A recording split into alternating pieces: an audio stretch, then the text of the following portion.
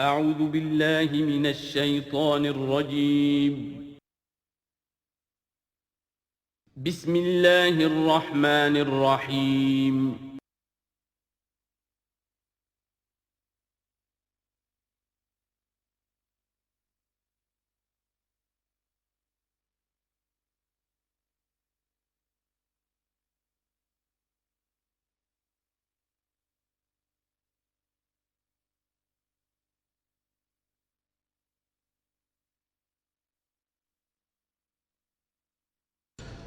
الحمد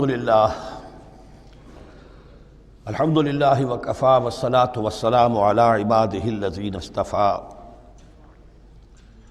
خصوصاً علی افضلہم وخاتم النبیین محمد الامین وعلی آلہ وصحبہ اجمعین. اما بعد فقد قال اللہ تبارک وتعالی کما ورد فی سورۃ البقرہ: اعوذ باللہ من الشیطان الرجیم، بسم اللہ الرحمن الرحیم.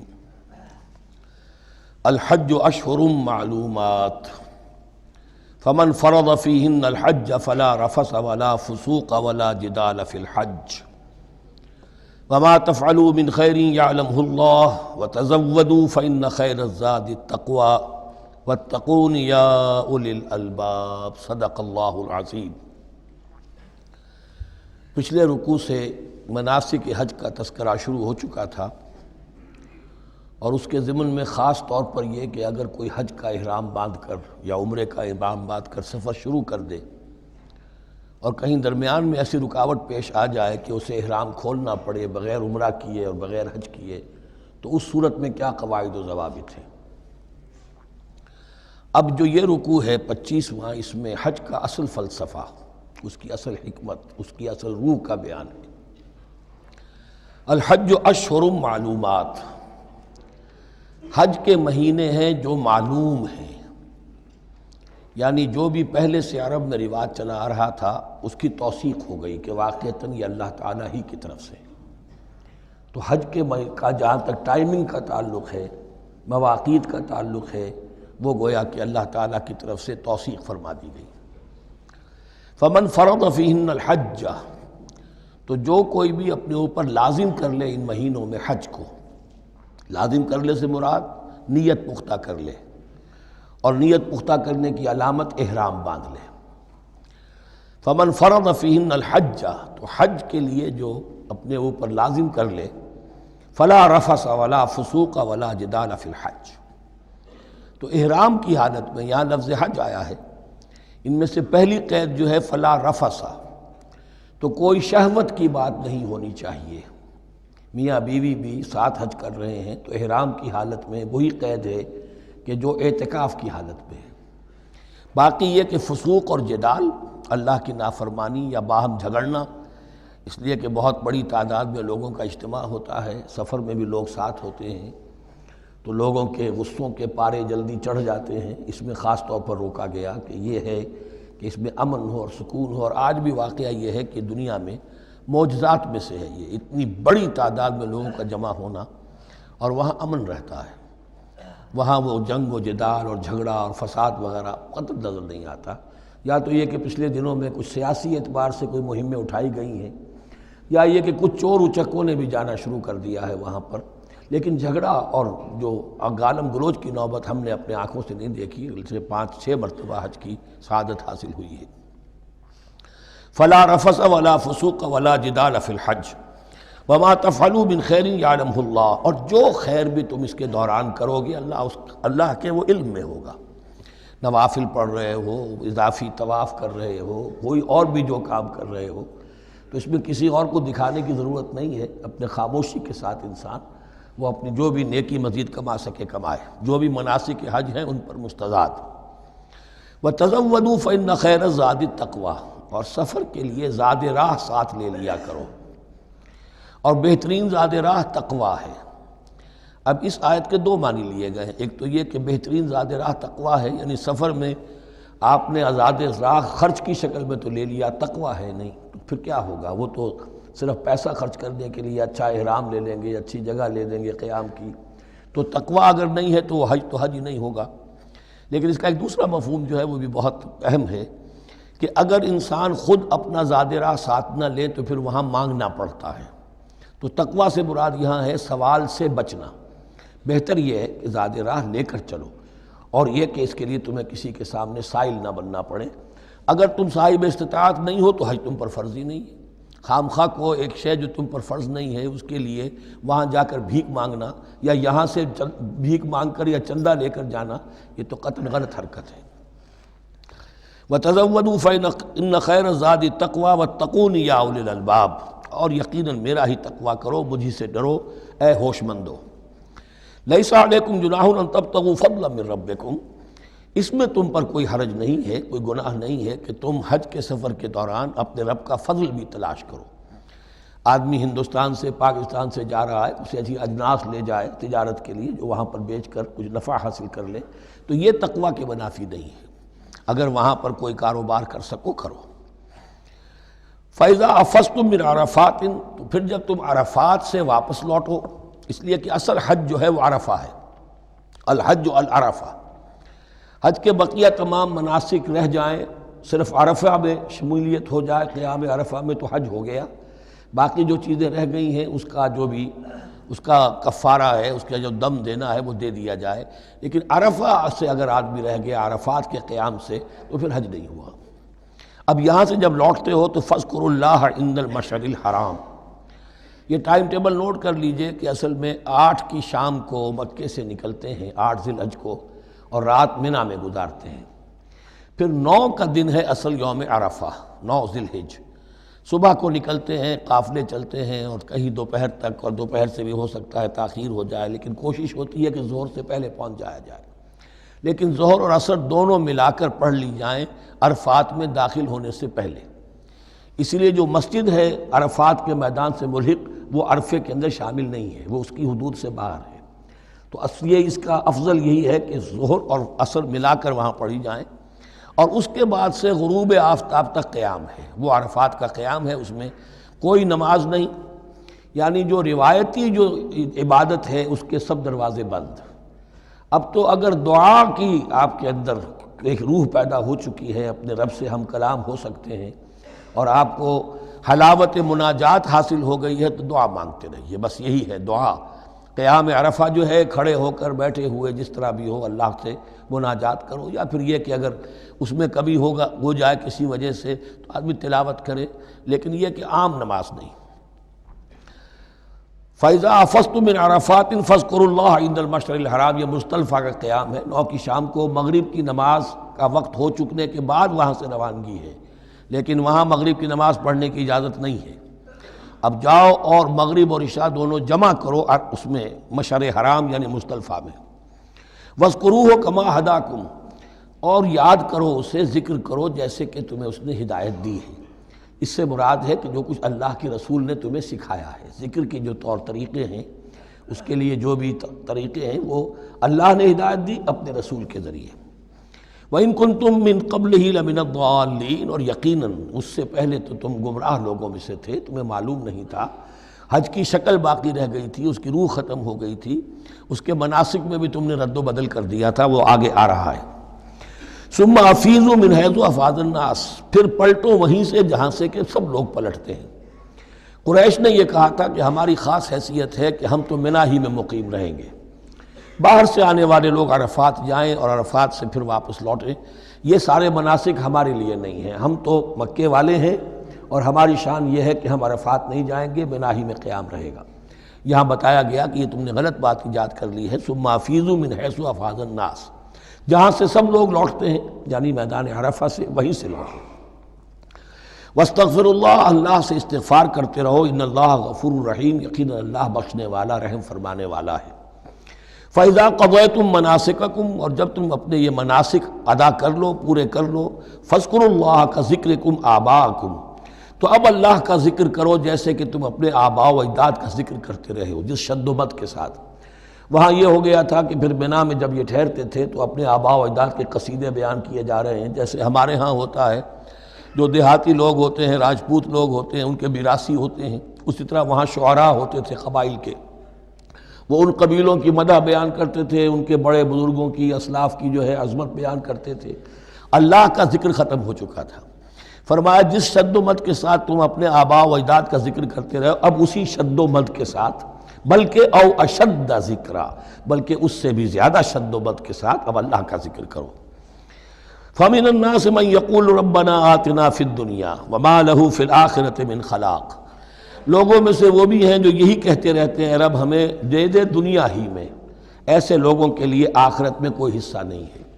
یعنی وہاں پہنچ کر بھی ساری دعائیں ان کی دنیاوی چیزوں کے لیے ہیں، مال کے لیے، اولاد کے لیے، ترقی کے لیے، اور دنیا کی جو بھی چیزیں ہیں، اپنی کوئی مشکلات ہیں ان کے رفع کرنے کے لیے، چونکہ ان کے دلوں میں دنیا بسی ہوئی ہے۔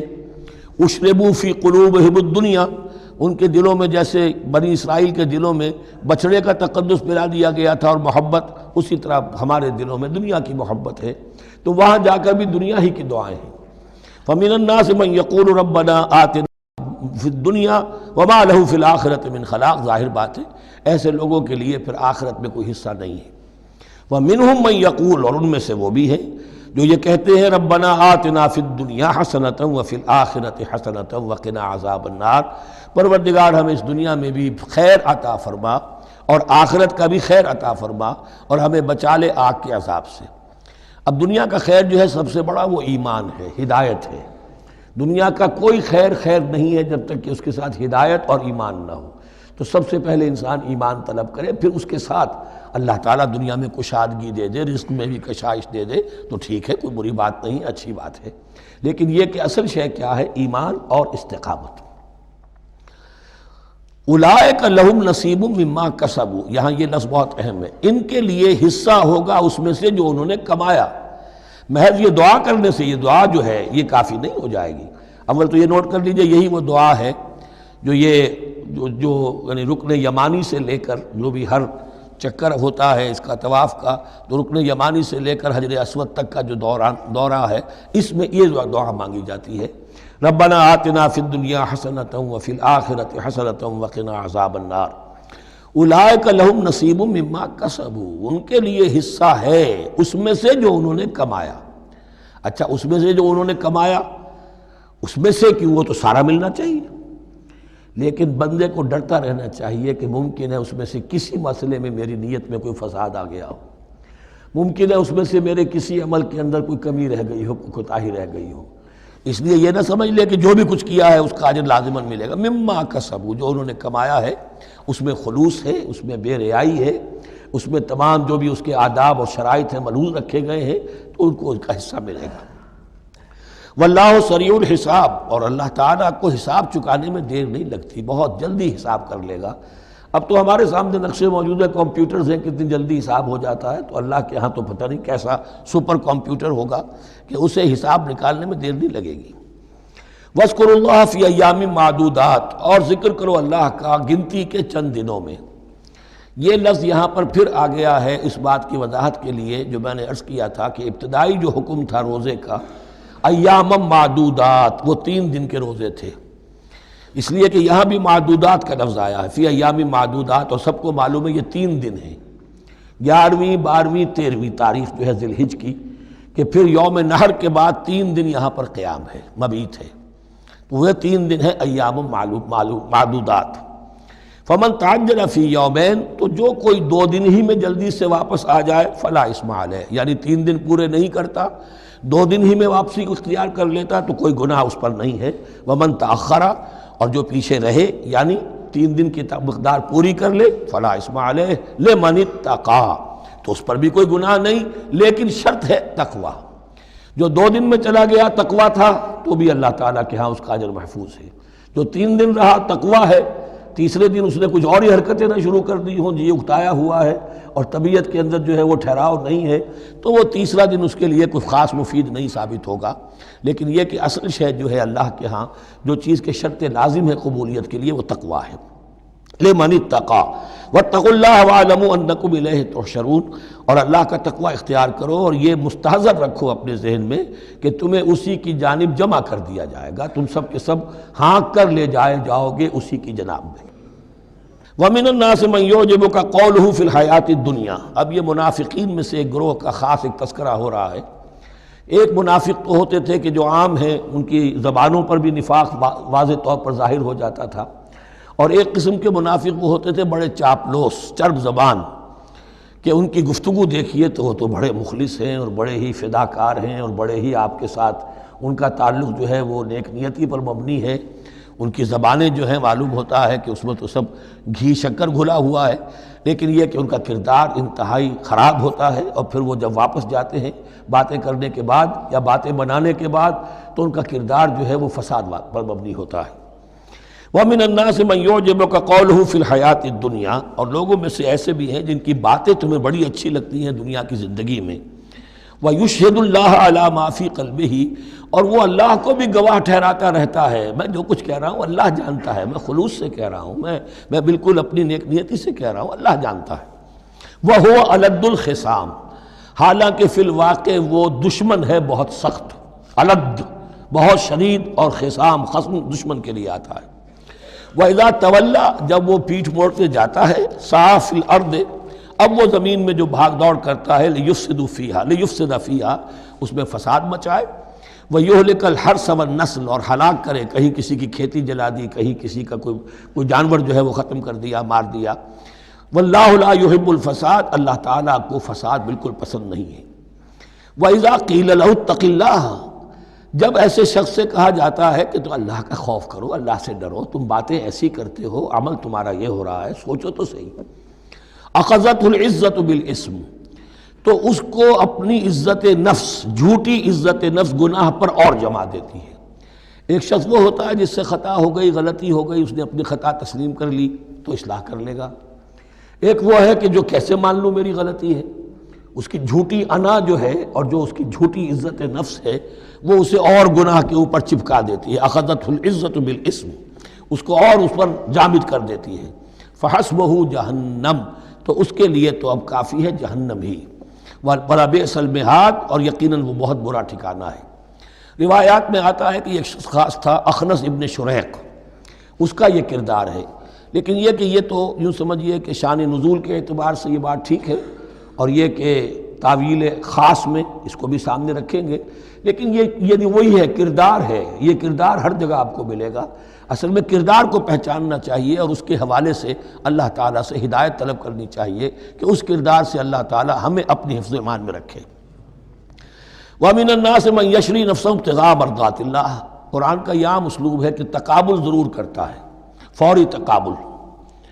تو اس میں لوگوں میں سے وہ بھی ہیں جو اپنے آپ کو بیچ دیتے ہیں اللہ کی رضا جوئی کے لیے، اپنا تن من دھن، ان صلاتی و نسکی و محیایا و مماتی للہ رب العالمین۔ ومن الناس من یشری نفسہ ابتغاء مرضات اللہ واللہ رؤوف بالعباد، اور اللہ اپنے ایسے بندوں کے حق میں بہت شفیق ہے۔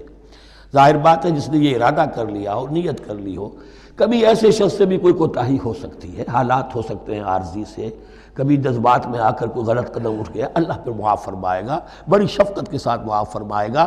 طے کر لے انسان، ایک سیدھا راستہ یہی بن جائے، ان صلاتی و نسکی و محیایا و مماتی للہ رب العالمین، تو پھر یہ ہے کہ کوئی تیز دوڑے گا، کوئی آہستہ چل سکے گا، مختلف صلاحیتوں کے لوگ ہوتے ہیں، اس میں فرق و تفاوت رہے گا، لیکن جس نے یہ عزم کر لیا ہے اللہ تعالیٰ ان کے حق میں بہت شفیق ہے۔ یا ایھا الذین آمنوا ادخلوا فی السلم کافہ، اے اہل ایمان اسلام میں داخل ہو پورے کے پورے۔ یہ گویا کہ وہ بات اب کہی جا رہی ہے کہ جس کا ریورس یا کانورس ہم بنی اسرائیل کے ساتھ جو خطاب تھا اس میں پڑھ چکے ہیں۔ افتؤمنون ببعض الکتاب وتکفرون ببعض، کیا تم ہماری کتاب، ہمارے دین، ہماری شریعت کے ایک حصے کو مانتے ہو اور ایک کو رد کر دیتے ہو؟ فما جزاء من يفعل ذلك منكم الا خزي في الحیاۃ الدنیا ویوم القیامۃ يردون الى اشد العذاب، تو جو کوئی بھی تم میں سے یہ روش اختیار کرے گا اس کی کوئی سزا اس کے سوا نہیں ہے کہ دنیا میں ذلت اور خواری ان پر مسلط کر دی جائے اور قیامت کے دن شدید ترین عذاب میں جھونک دیے۔ اس کو اب مثبت پیرائے میں مسلمانوں سے کہا جا رہا ہے، یا ایھا الذین آمنوا ادخلوا فی السلم کافہ، ریزرویشنز کے ساتھ نہیں، ایکسیپشنز کے ساتھ نہیں۔ اللہ کی بندگی تو کرنی ہے، اس معاملے میں نہیں، اللہ کے حکم تو ماننا ہے لیکن یہ حکم نہیں میں مان سکتا، یہ ایک کی بھی نفی جو ہے وہ گویا کہ کل کی نفی ہو جائے گی۔ ادخلوا فی السلم کافہ، ٹیک اٹ اور لیو اٹ، یہ پیکج ڈیل ہے، اس میں جزوی بات نہیں ہو سکتی۔ ولا تتبعوا خطوات الشیطان، اور دیکھو شیطان کے قدموں کی پیروی نہ کرو، اس کے نشانات راہ جو ہیں، اس کے نشانات قدم جو ہیں ان کی پیروی نہ کرو۔ انہ لکم عدو مبین، وہ تو یقیناً تمہارا بڑا کھلا دشمن ہے۔ فإن زللتم من بعد ما جاءتکم البینات، پھر اگر تم پھسل گئے اس کے بعد بھی کہ تمہارے پاس یہ واضح تعلیمات آ چکی ہیں، فَاعْلَمُوا أَنَّ اللَّهَ عَزِيزٌ حَكِيمٌ، تو جان لو کہ اللہ تعالیٰ پھر زبردست ہے۔ اس میں دھمکی کا پہلو آ گیا کہ پھر اللہ کی جو ہے پکڑ سخت ہوگی، حکیم بھی ہے، اس کی پکڑ میں بھی حکمت ہے۔ اگر یہ پکڑ نہ ہو تو ظاہر بات ہے کہ پورا نظام جو ہے دین کا وہ پھر بالکل ایک بے منطقی، اگر اللہ کی طرف سے کسی گناہ پر پکڑ ہی نہیں ہے تو پھر یہ آزمائش کیا ہوئی، پھر جزا و سزا کا کیا سوال، پھر جنت اور دوزخ کا کیا معاملہ۔ هل ينظرون الا ان ياتيهم الله في ظلل من الغمام والملائكة وقضي الامر۔ ایک جو نفس انسان کو پٹی پڑھاتا ہے وہ تو یہ ہے کہ دین کا یہ حصہ تو آرام سے کرتے رہو، جو میٹھا وہ ہپ اور جو کڑوا ہے وہ تھو۔ دوسری پٹی یہ پڑھاتا ہے کہ ابھی ذرا یہ ٹھیک ہے، یہ اللہ کا حکم ہے، یہ بھی حکم ہے، دین کا یہ بھی تقاضا ہے، ابھی ذرا ذمہ داریاں ہیں، ابھی ذرا بچوں کے معاملات ہیں، بچے برسر کار ہو جائیں، بچیوں کے ہاتھ پیلے ہو جائیں، میں ذرا ریٹائرمنٹ بھی لے لوں تو پھر یہ مکان بنا لوں، پھر میں اپنے آپ کو دین کے لیے پھر خالص کر لوں گا، دین کے لیے پھر میں وہی کام کروں گا۔ یہ سب سے بڑا دھوکہ ہے، وہ وقت کبھی نہیں آتا۔ اسی لیے فرمائے کس شے کا انتظار کر رہے ہیں؟ هل ينظرون الا ياتيهم الله في ظلل من الغمام، کہ اللہ تعالیٰ آ جائے بادلوں کے سائبانوں میں، والملائکۃ اور فرشتے آ جائیں، وقضی الامر اور پھر فیصلے چکا دیا جائے گا۔ کیا معلوم کب وہ گھڑی آ جائے، یہ مہلت عمر تو اچانک ختم ہو سکتی ہے۔ پوری دنیا کی قیامت بھی جب آئے گی اچانک آئے گی، اور ہر شخص کی ذاتی قیامت تو اس کے سر کے اوپر تلوار کی طرح لٹکی ہوئی ہے کہ من مات فقط قامت قیامتہ، جو مر گیا اس کی قیامت تو آ گئی۔ کیا تمہارے پاس گارنٹی ہے یہ سارے کام کرو گے تب تک زندہ رہو گے اور پھر بھی تمہارے جسم میں کوئی توانائی، کوئی رمق باقی رہ جائے گی کہ دین کا کوئی کام کر سکو؟ تو جان لو تم کس چیز کا انتظار کر رہے ہو سکتا ہے اچانک اللہ کی طرف سے مہلت ختم ہو جائے، سٹاپ رائٹنگ، 3 گھنٹے ہو گئے، بس اب جو لکھ لیا، اب آگے تمہارے پاس مہلت نہیں ہے۔ وَإِلَى اللَّهِ تُرْجَعُ الْأُمُورُ، اور یقیناً تمام معاملات اللہ ہی کی طرف لوٹا دیے جائیں گے۔ سل بنی اسرائیل کم آتیناہم من آیۃ بینہ، اے مسلمانوں پوچھ لو بنی اسرائیل سے ہم نے انہیں کتنی روشن نشانیاں دی، یعنی دیکھو تم بھی کہیں انہی کے راستے پر نہ چلنا، جیسا کہ حضور نے فرمایا تھا لَتَتَّبِعُنَّ سُنَنَ مَن قَبْلِكُمْ، تم لازماً پیروی کرو گے اور چلو گے انہی کے نقوش پا پر۔ سل بنی اسرائیل کم آتیناہم من آیۃ بینہ ومن یبدل نعمت اللہ من بعد ما جاءتہ فإن اللہ شدید العقاب، لیکن جو شخص اللہ کی اس نعمت جو اس کے پاس آ گئی ہے اس میں تبدیلی کرتا ہے، اس میں تحریف کرتا ہے، یا اس میں تحریف کرتا ہے یا اپنے آپ کو بدل لیتا ہے، من بعد ما جاءت ہو، اس کے بعد کہ وہ نعمت اس کے پاس آ گئی، فإن اللہ شدید العقاب، تو یہ جان لو اللہ پھر سزا دینے میں بھی سخت ہے۔ اس کی مثال وہی رکھیے کہ 2 مرتبہ فرمایا یا بنی اسرائیل اذکروا نعمتی التی انعمت علیکم وانی فضلتکم علی العالم، لیکن انہی سے کہا گیا ضربت علیہم الذلۃ والمسکنۃ وباؤوا بغضب من اللہ، اور یہ مضمون بھی دوبارہ پھر آ جائے گا سورہ آل عمران میں۔ زین للذین کفروا الحیاۃ الدنیا، ان کافروں کے لیے دنیا کی زندگی جو ہے بڑی مزین کر دی گئی ہے، ان کے نگاہوں میں کھب گئی ہے۔ یہاں کی چمک دمک ہے، شان و شوکت ہے، لمبی لمبی کاریں ہوں، چمکیلی نئے ماڈل کی، بڑی اونچی اونچی بلڈنگیں ہوں، حویلیاں ہوں، اعلیٰ کوٹھیاں ہوں، اب یہ ساری چیزیں کس کو اچھی نہیں لگتی، لیکن یہ کہ کفار کے دلوں میں ان کی محبت اتنی پل جاتی ہے کہ پھر کوئی اچھی بات ان کے کوئی زندگی میں نہیں رہتی ہے، نہ کوئی اچھی بات اثر کرتی ہے۔ اہل ایمان کو بھی اگر ایمان کے ساتھ یہ نعمتیں ملیں، قل من حرم زینۃ اللہ التی اخرج لعبادہ والطیبات من الرزق، کو اچھا کھانا، اچھا پینا، اچھا پہننا کو حرام نہیں ہے، کو اللہ نے کس کو لوگوں کے لیے ممنوع نہیں کیا، لیکن دین کے تقاضے ادا کر کے، اللہ کا حق ادا کر کے اور حلال سے کما کر، تب کوئی حرج نہیں۔ زین للذین کفروا الحیاۃ الدنیا، کافروں کے لیے دنیا کی زندگی کو مزین کر دیا گیا ہے۔ وہ حدیث بھی ذہن میں لے آئیے کہ ان الدنیا سجن المومن و جنت الکافر، یہ دنیا جو ہے مومن کے لیے ایک قید خانہ اور جنت اور کافر کے لیے باغ ہے۔ وَيَسْخَرُونَ مِنَ الَّذِينَ آمَنُوا، اور وہ مذاق اڑاتے ہیں اہل ایمان کا۔ دیکھو ان فینیٹکس کو، ان پاگلوں کو، ان بیوقوفوں کو، والذین ویسخرون من الذین آمنوا والذین اتقوا والذین اتقوا فوقہم یوم القیامہ، اور جن لوگوں نے تقوی کی روش اختیار کی تھی قیامت کے دن اب وہ ان کے اوپر ہوں گے۔ اور بلکہ ہمیں سورہ مطففین میں تو آگے چل کر پتہ چلے گا پھر اہل ایمان ان کا مذاق اڑائیں گے۔ واللہ یرزق من یشاء بغیر حساب، اور اللہ تعالیٰ رزق عطا فرمائے گا جس کو چاہے گا بغیر حساب۔ یہ جنت کی طرف اشارہ ہے۔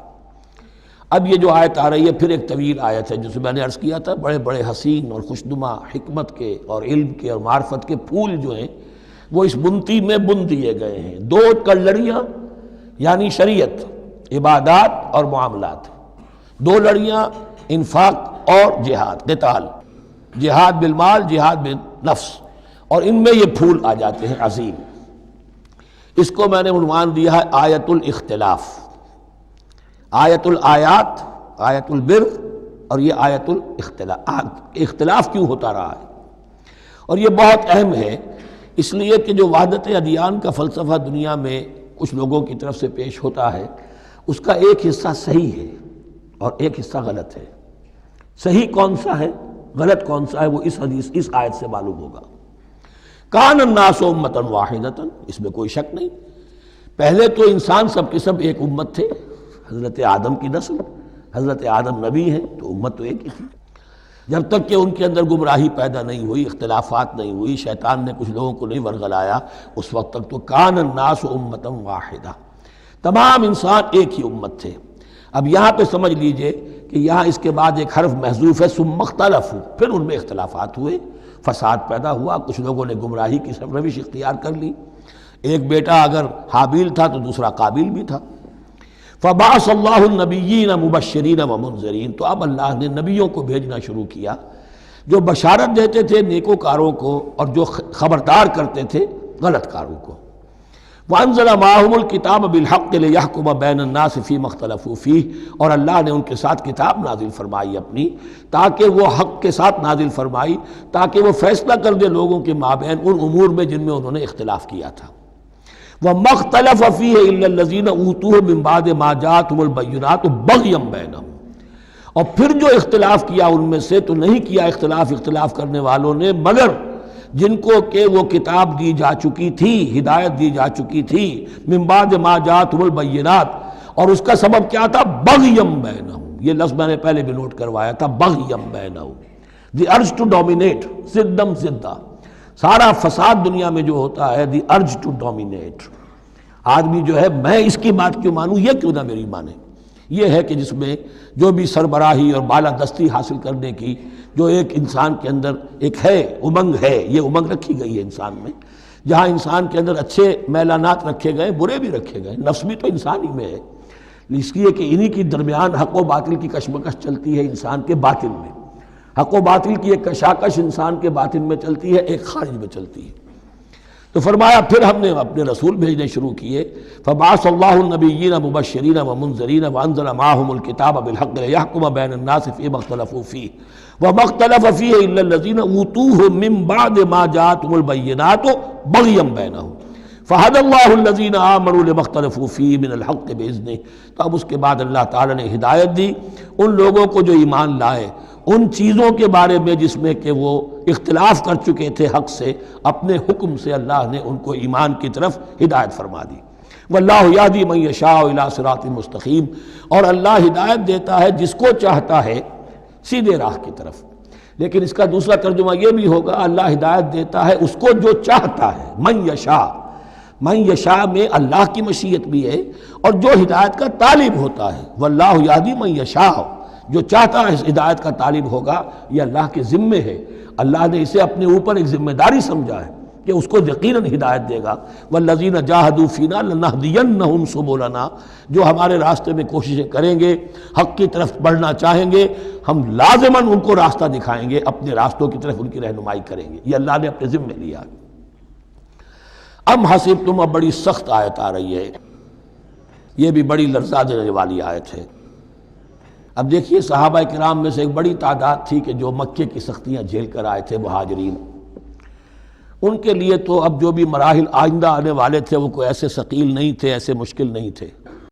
وہ سختیاں تو وہاں نہیں انہوں نے جھیلنی تھی کہ جو کہ مکے میں مہاجرین نے جھیلی تھی، تو اب ان سے ہے خاص طور پر روئے سخن، اگرچہ خطاب عام ہے، اور یہ قرآن مجید میں عام طور پر آپ کو ملے گا کہ الفاظ عام ہیں، لیکن آپ اگر دیکھیں گے تو روئے سخن کسی خاص طبقے کی طرف ہے، تو یہاں در حقیقت ان کو بتایا جا رہا ہے۔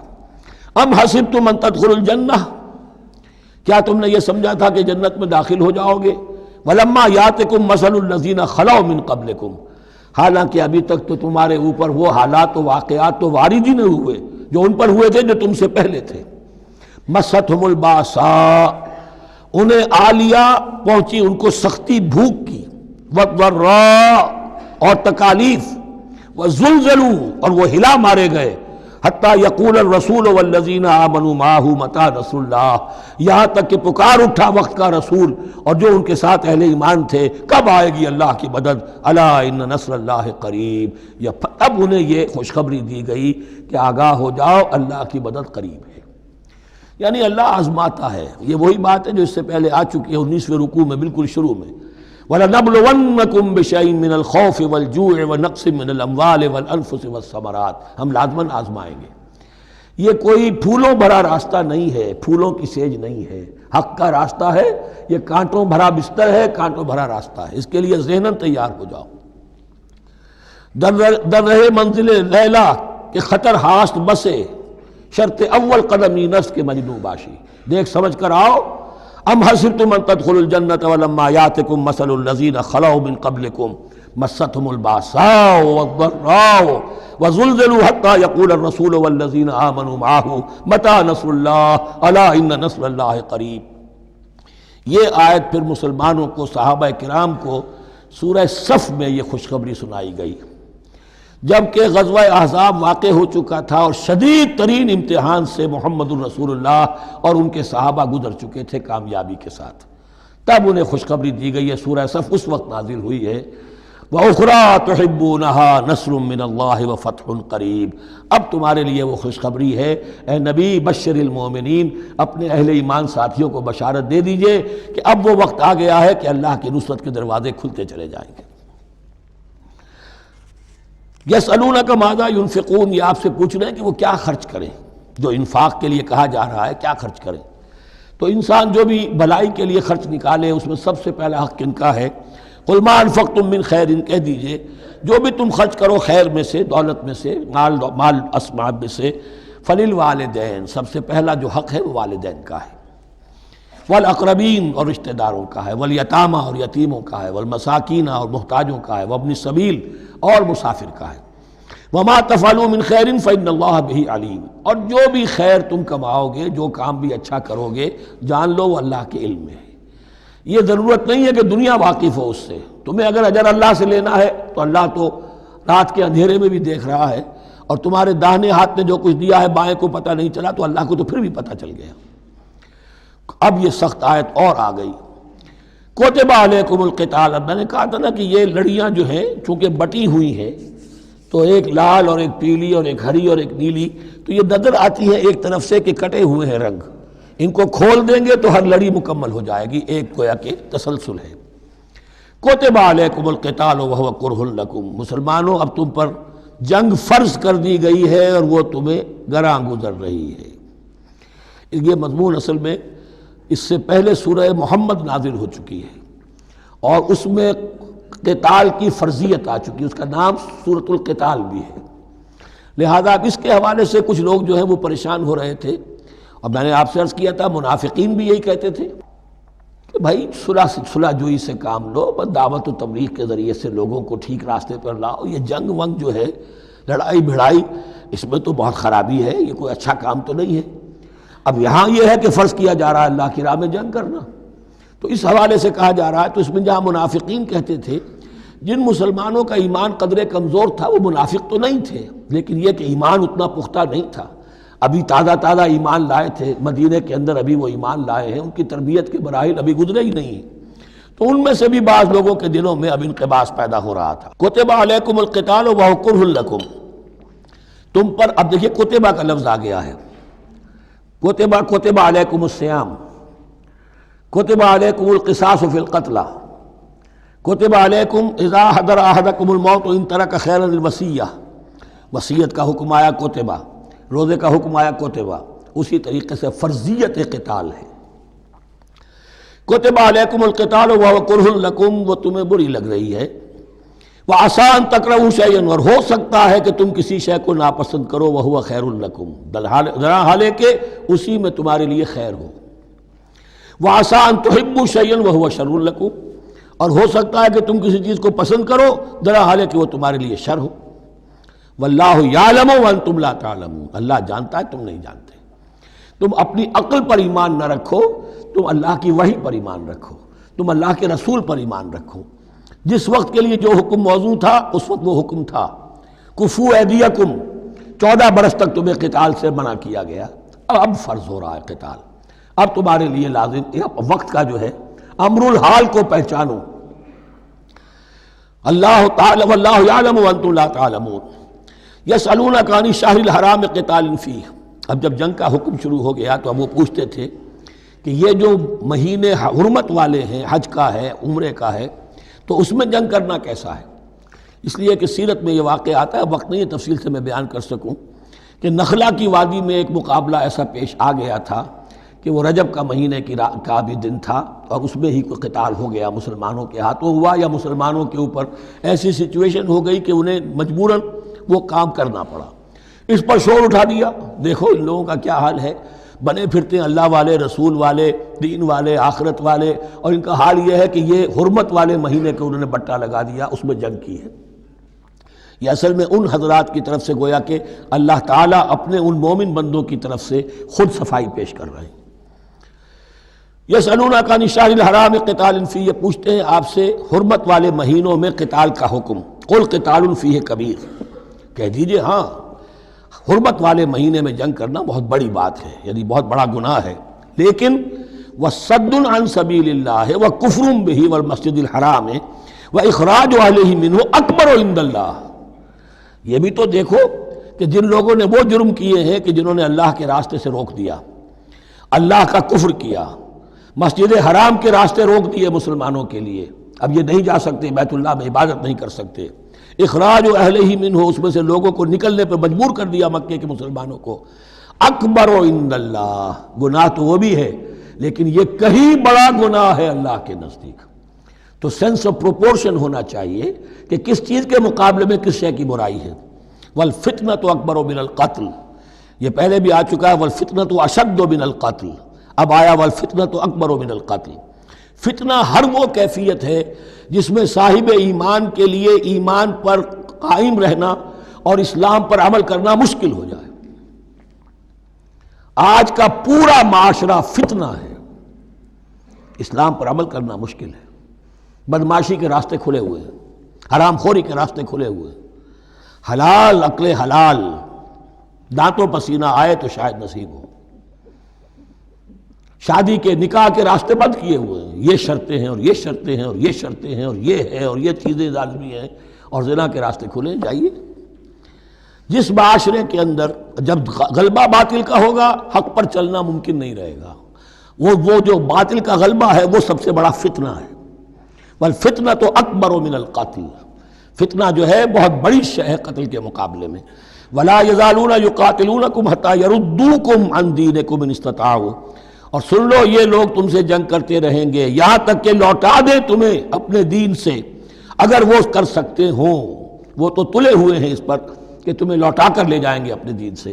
یہاں اشارہ ہو رہا ہے مشرکین مکہ کی طرف، کیونکہ اب یہ تمہید چل رہی ہے سورہ بقرہ کے اندر غزوہ بدر کے لیے، اب اس کے بعد غزوہ بدر ہونے والا ہے، اس کے لیے ذہنی تیاری۔ وَلَا يَزَالُونَ يُقَاتِلُونَكُمْ حَتَّى يَرُدُّوكُمْ عَنْ دِينِكُمْ إِنِ اسْتَطَاعُوا، وہ تو اپنی سے کوشش کرتے رہیں گے کہ تمہیں تمہارے دین سے پھرا کر لوٹا کر واپس لے جائیں اگر ان میں طاقت ہے۔ وَمَنْ يَرْتَدِدْ مِنْكُمْ عَنْ دِينِهِ، اور سن لو جو بھی کوئی تم میں سے پھر گیا، مرتد ہو گیا اپنے دین سے، فَيَمُتْ، اور اسی حالت میں اس کی موت آ گئی، وَهُوَ كَافِرٌ، کہ وہ کافر ہی تھا، فَأُولَٰئِكَ حَبِطَتْ أَعْمَالُهُمْ فِي الدُّنْيَا وَالْآخِرَةِ، تو یہ وہ لوگ ہوں گے کہ جن کے تمام اعمال دنیا اور آخرت میں حبط ہو گئے۔ پہلے کتنے ہی نیکیاں کی ہوئی تھیں، کتنے ہی نمازیں پڑھی ہوئی تھیں، کتنا ہی جو ہے انفاق کیا تھا، صدقات دیے تھے، کچھ بھی کیا، سب کا سب زیرو ہو جائے گا۔ وَأُولَٰئِكَ أَصْحَابُ النَّارِ هُمْ فِيهَا خَالِدُونَ، اور وہ ہوں گے جہنم والے اور رہیں گے اس میں ہمیشہ ہمیشہ۔ ان الذین آمنوا والذین ہاجروا وجاہدوا فی سبیل اللہ اولئک یرجون رحمت اللہ واللہ غفور رحیم۔ یقیناً وہی لوگ جو ایمان لائے اور جنہوں نے ہجرت کی اور جہاد کیا اللہ کی راہ میں، یہ وہ لوگ ہیں جو اللہ کی رحمت کے امیدوار ہیں۔ بڑا لطیف طنز ہے ان پر، جا رہے ہیں حرام کے راستے پر، اللہ رحمت فرمائے گا۔ اللہ رحمت نہیں فرماتا، اللہ کی رحمت کا مستحق بننا پڑتا ہے۔ اللہ کی رحمت کا مستحق وہی ہے، ان الذین آمنوا والذین ہاجروا وجاہدوا فی سبیل اللہ اولئک یرجون رحمت اللہ۔ وہ امیدوار ہیں اللہ کی رحمت کے، وہ امید کرے تو ان کی امید بجا ہے۔ واللہ غفور الرحیم، اور یقیناً اللہ تعالیٰ غفور الرحیم ہے۔ یسألونک عن الخمر والمیسر، اب دیکھیے یہاں سے شریعت کا جو بلو پرنٹ اب تیار ہونا شروع ہوا۔ کچھ احکام پہلے آ چکے اور کچھ احکام اب آ رہے ہیں، تو بیچ بیچ میں یہ لڑیاں جو ہیں کٹی ہوئی ہیں۔ یہ آپ سے پوچھ رہے ہیں نبی صلی اللہ علیہ وسلم شراب اور جوئے کے بارے میں۔ قل فیہما اسم کبیر، اے نبی ان سے کہہ دیجئے کہ ان دونوں کے اندر بہت بڑے گناہ کی پہلو ہے، ومنافع للناس، اور لوگوں کے لیے کچھ منفعتیں بھی ہیں، واسمہما اکبر من نفعہما، اور ان کا جو گناہ کا پہلو ہے وہ نفع کے پہلو سے بڑا ہے۔ بس یعنی اشارہ کر دیا کہ چھوڑ دو اس کو، اب تمہاری عقل سلیم کے حوالے معاملہ ہے، حقیقت تم پر کھول دی گئی۔ یہ ابتدائی حکم ہے لیکن حکم کے پیرائے میں نہیں، بس یہ ہے کہ کچھ فائدے بھی ہیں۔ وہ تو ہے میں سے غرض نشات ہے کچھ روح سیاہ کو، ایک گونا بے خودی مجھے دن رات چاہیے، اور میں کدے کی راہ سے ہو کر گزر گیا ورنہ سفر حیات کا بے حد طویل تھا۔ یہ حکمت سمجھ لیجئے کہ جوئے میں اور میسر میں کیا چیز مشترک ہے کہ دونوں کو جمع کیا گیا۔ شراب میں بھی انسان حقائق سے اپنے آپ کو منقطع کرتا ہے اور محنت سے جی چراتا ہے۔ He doesn't want to see the facts، مواجہہ کرنے کو تیار نہیں، فیس کرنے کو تیار نہیں ہے bitter facts of life کو، تو میں ایک گونا بے خودی مجھے دن رات چاہیے۔ اور جوا بھی محنت کی نفی ہے، چانس، داؤ لگاؤ۔ ایک ہے محنت سے ایک آدمی کما رہا ہے، مشقت کر رہا ہے، کھوکھا ہے یا کوئی چھابڑی لے کے جا رہا ہے یا کچھ اور کام ریڑھی چلا رہا ہے، وہ اپنی کوئی کمائی کر رہا ہے، اور ایک یہ داؤ لگاؤ، داؤ سے کمانا، چانس پر کمانا، یہ بھی محنت کی نفی ہے۔ تو یہ دونوں کے اندر اصل میں علت ایک ہی ہے۔ یسألونک عن الخمر والمیسر قل فیہما اسم کبیر ومنافع للناس واسمہما اکبر من نفعہما ویسألونک ماذا ینفقون قل العفو، اور یہ پوچھتے ہیں کتنا خرچ کریں، انفقوا انفقوا انفقوا وانفقوا فی سبیل اللہ ولا تلقوا بایدیکم الی التہلکہ، یہ آیت پر کل پڑھ چکے ہیں۔ اپنے آپ کو اپنے ہاتھوں ہلاکت میں نہ جھونکو، کتنا خرچ کرے، کچھ ہمیں مقدار بھی بتا دی جائے۔ فرمایا قل العفو، جو بھی تمہاری ضرورت سے زائد ہے۔ اللہ یہ بھی نہیں کرتا کہ اپنی ضرورتوں کو بھی تم پیچھے ڈال دو، نہیں، ضرورتیں اپنی پوری کرو، پھر جو اب تمہارے پاس ہے۔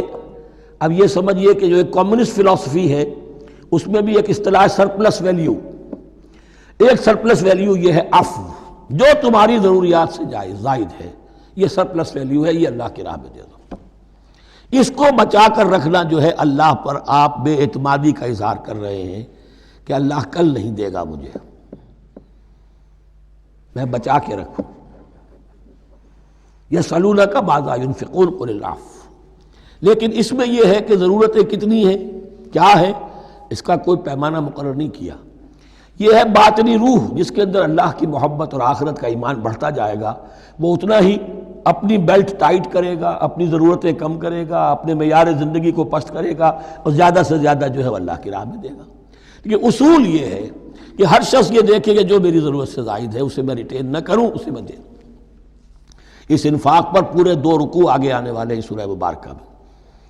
کذالک یبین اللہ لکم الآیات لعلکم تتفکرون، اسی طرح اللہ تعالیٰ اپنی آیات تمہارے لیے واضح کر رہا ہے تاکہ تم تفکر کرو، غور کرو، فی الدنیا والآخرہ۔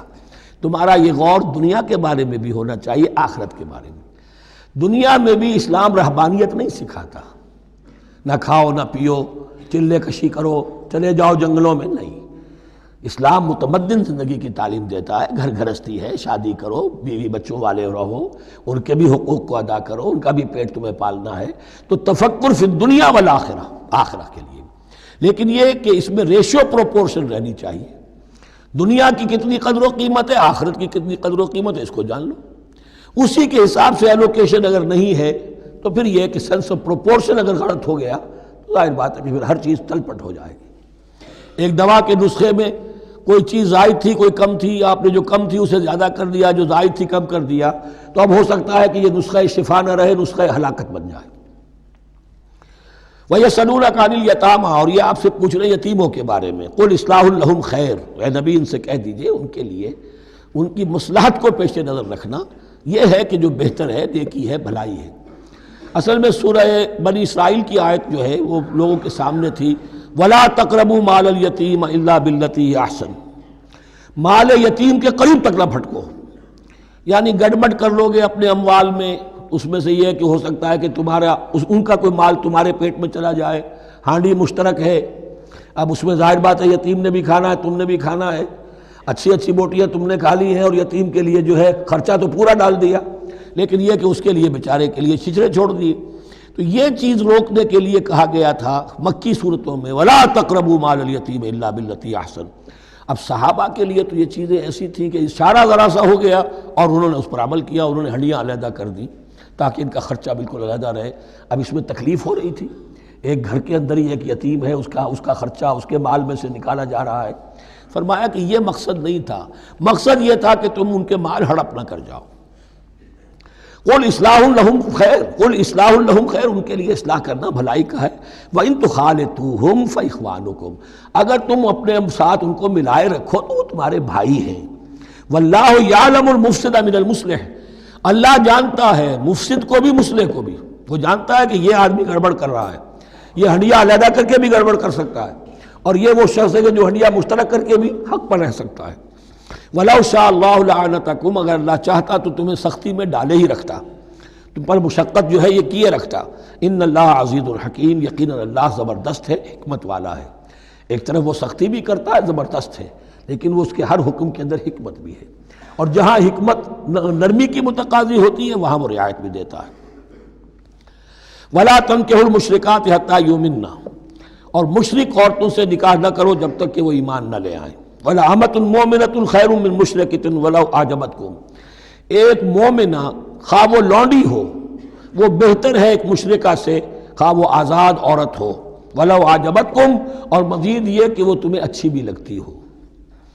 وَلَا تُنكِحُوا الْمُشْرِكِينَ، اور نہ اپنی عورتوں کا نکاح کرو، نکاح میں دو اپنی عورتوں کو، اپنی بیٹیوں کو مشرکوں کے، حتیٰ یؤمنوا، جب تک کہ وہ ایمان نہ لے آئیں۔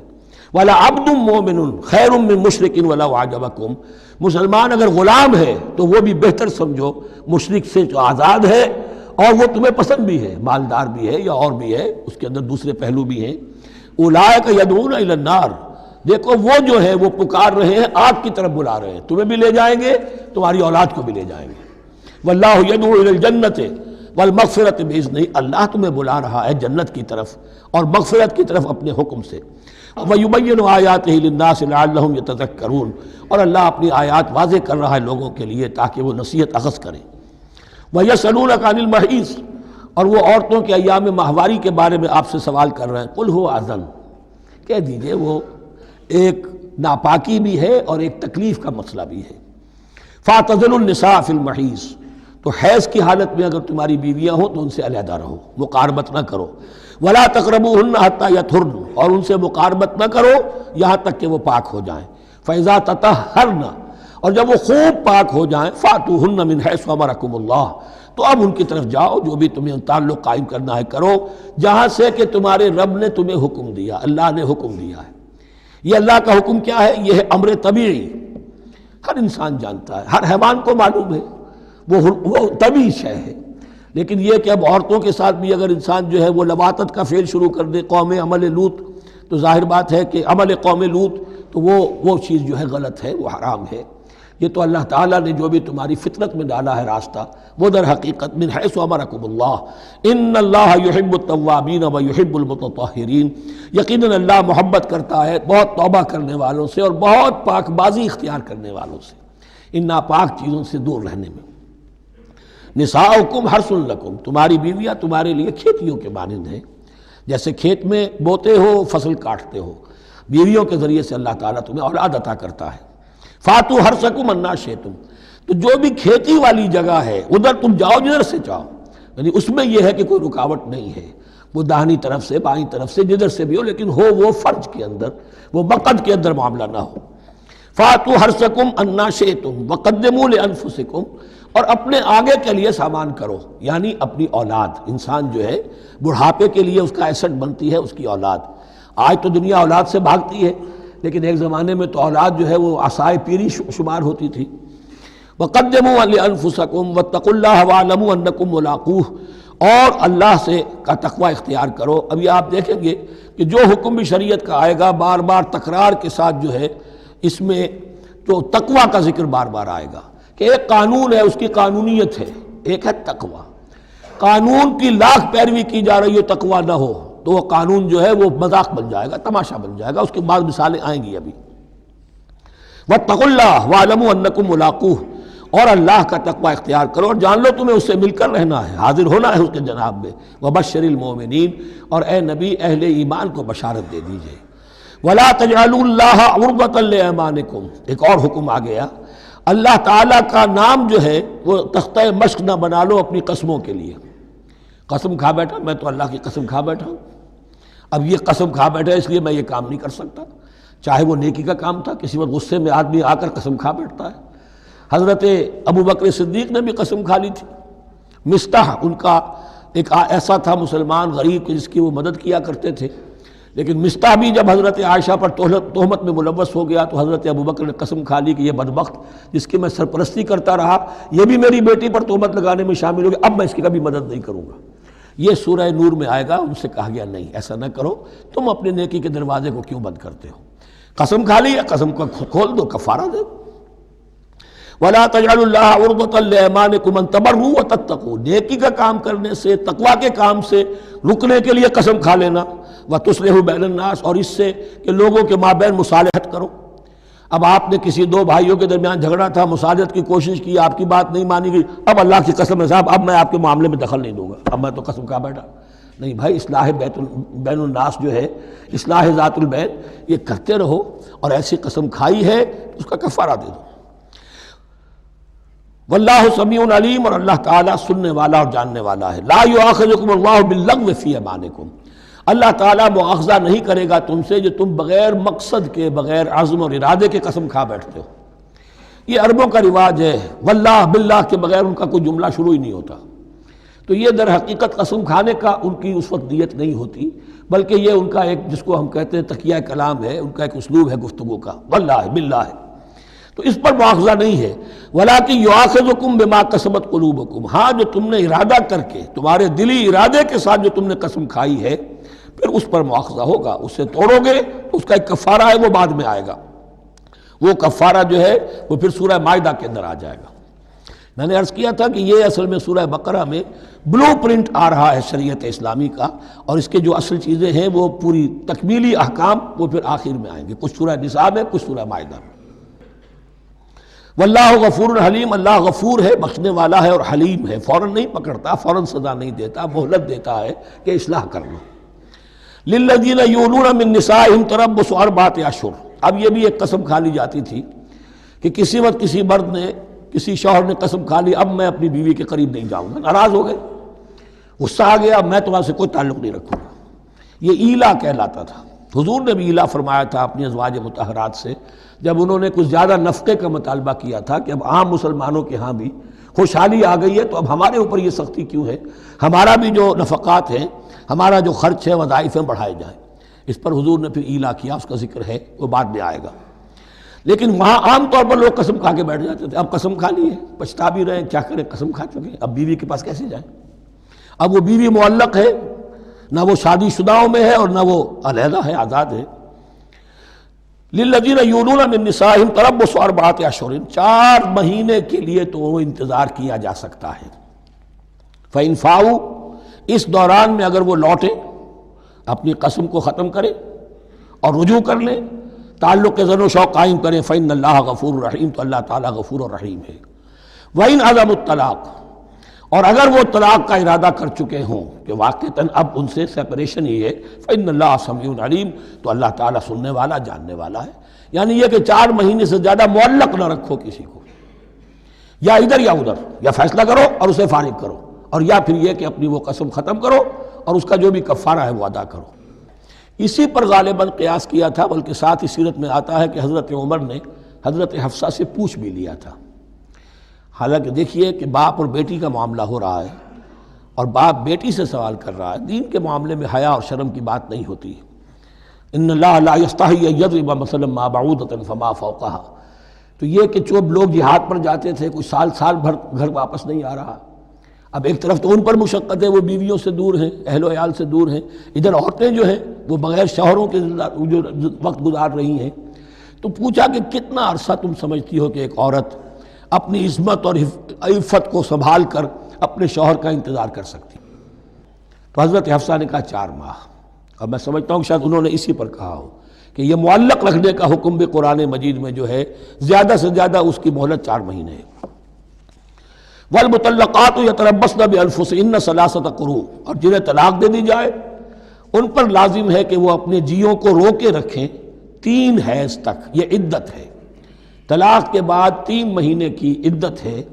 اس عدت میں یا تو شوہر رجوع کر لے گا، اگر 1 یا 2 طلاقیں ہیں، تیسری طلاق ہو گئی تو رجوع کا حق نہیں ہے، وہ بعد میں بات آ جائے گی، اور اسی میں چاہے تو اس کے بعد جب مدت ختم ہو جائے گی تو پھر اب شوہر کا حق ختم ہو جائے گا، اب وہ آزاد ہوگی، لیکن اس مدت کے اندر وہ دوسری شادی نہیں کر سکتی۔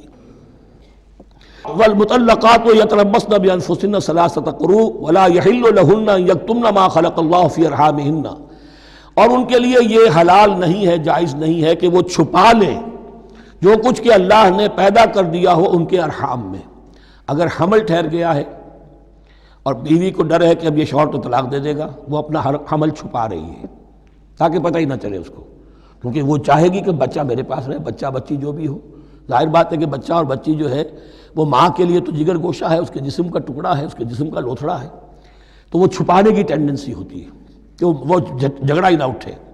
ولا يحل لهن ان يكتمن، ان کے لیے جائز نہیں ہے کہ وہ چھپائیں ما خلق اللہ فی ارحامہن، جو کچھ کہ پیدا کر دیا ہے اللہ نے ان کے رحموں میں۔ ان کن یؤمن باللہ والیوم الاخر، اگر وہ فی الواقع ایمان رکھنے والی ہیں اللہ پر اور یوم آخر پر۔ وبعولتہن احق بردہن فی ذلک ان ارادوا اصلاحا، اور یہ جو عدت کی مدت ہے اس میں ان کے شوہروں کو حق حاصل ہے، زیادہ حقدار ہیں کہ انہیں لوٹا لیں، اسے رجعت کہتے ہیں، رجوع کیا جا سکتا ہے عدت کے اندر، لیکن تیسری طلاق کے بعد نہیں۔ پہلی طلاق، دوسری طلاق، اس کے بعد دونوں میں جو عدت ہوگی اس میں رجوع کر سکتا ہے شوہر، اس کا اختیار ہے، بیوی کو نہ کہنے کا اختیار نہیں ہے کہ اب تم طلاق دے چکے ہو، اب میں تمہاری بات ماننے کو تیار نہیں ہوں، اس کا اسے حق نہیں ہے۔ اسے پھر وہ مرد کا جو حق ہے وَبَعُولَتُهُنَّ أَحَقُّ بِرَدِّهِنَّ، وہ زیادہ حقدار ہے کہ انہیں لوٹا لے، فی ذالک، اس مدت کے اندر ان ارادوا اصلاحا، اگر وہ واقعتاً اصلاح ہی چاہتے ہیں۔ وَلَهُنَّ مِثْلُ الَّذِي عَلَيْهِنَّ بِالْمَعْرُوفِ، اور ان کے لیے حقوق ہیں جو کہ مناسبت سے ہیں ان کی ذمہ داریوں کے۔ وَلِلرِّجَالِ عَلَيْهِنَّ دَرَجَةٌ، اور مردوں کو ان پر ایک درجہ فوقیت کا، ایک درجہ فضیلت کا، ایک درجہ حقوق کا حاصل ہے۔ واللہ عزیز الحکیم، اور اللہ تعالیٰ زبردست ہے اور حکمت والا ہے۔ یہ آیت اصل میں اس زمانے میں بہت مس انٹرپریٹ ہوئی ہے، اور بعض مترجمین نے بھی ترجمہ غلط کیا ہے۔ یعنی اس کا یہ ترجمہ کرنا لہن مثل الذی علیہن، ان کے بھی حقوق مردوں پر ویسے ہی ہیں جیسے مردوں کے حقوق ہیں ان پر، تو یہ تو مساوات ہو گئی، اور مساوات جو اسلامی شریعت میں مرد اور عورت کے درمیان، شوہر اور بیوی کے درمیان نہیں ہے۔ مراد کیا ہے؟ لام اور اعلیٰ کا جو استعمال ہوتا ہے عربی میں، لام کسی کے حق کے لیے اور اعلیٰ کسی کی ذمہ داری کے لیے۔ لہن، ان کے لیے حقوق ہیں، مثل الذی علیہن، جیسے کہ ان پر ذمہ داریاں ہیں۔ اللہ تعالیٰ نے جیسے ذمہ داری مرد پر ڈالی ہے ویسے حقوق اس کو دیے ہیں، جیسی ذمہ داری عورت پر ڈالی ہے اس کی مناسبت سے کورسپونڈنگلی پروپورشنیٹ جو ہے اس کو بھی حق دے دیے ہیں۔ اور اس بات کو کھول دیا، مساوات کہاں سے آئے گی؟ جب کہہ دیا وَلِلرِّجَالِ عَلَيْهِنَّ دَرَجَةٌ، اور مردوں کو ان پر ایک درجہ حاصل ہے، فوقیت کا درجہ حاصل ہے۔ واللہ عزیز الحکیم۔ اب یہ تمہیں پسند ہو تب بھی اور ناپسند ہو تب بھی، اللہ تعالیٰ عزیز ہے، حکیم ہے، وہ سب کچھ جاننے والا ہے، اور وہ زبردست ہے جو چاہے حکم دے، اور حکیم ہے، حکمت والا ہے، اس کا حکم حکمت پر مبنی ہے۔ بارک اللہ لی ولکم فی القرآن العظیم ونفعنی وإیاکم بالآیات والذکر الحکیم۔